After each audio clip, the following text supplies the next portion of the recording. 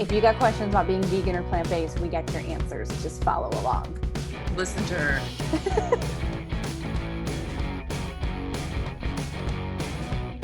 For this one, I'm going to need a drink.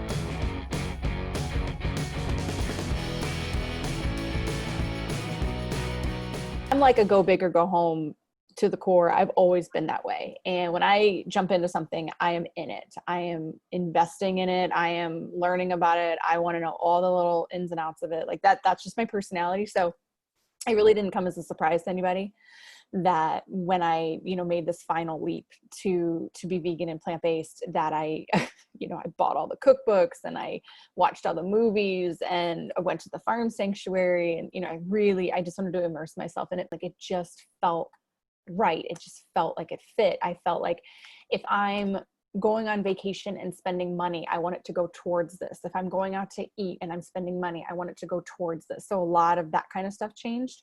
And in terms of the family that have gone vegan since I have, I'm super close with my sister anyway. What it did for, at least for me and my sister, and then especially with my mom, like it made sort of those like awkward, weird holidays way easier.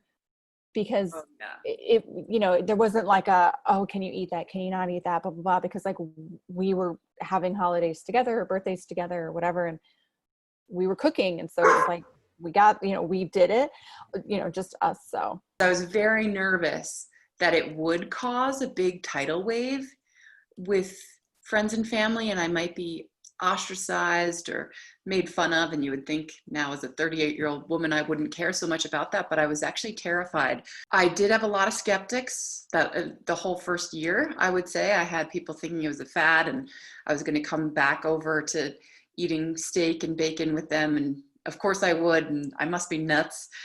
But what happens over time, I think, with any lifestyle change that anybody makes, if you prove your conviction and you stand your ground, even if people are completely opposed to what you're doing, they respect that conviction.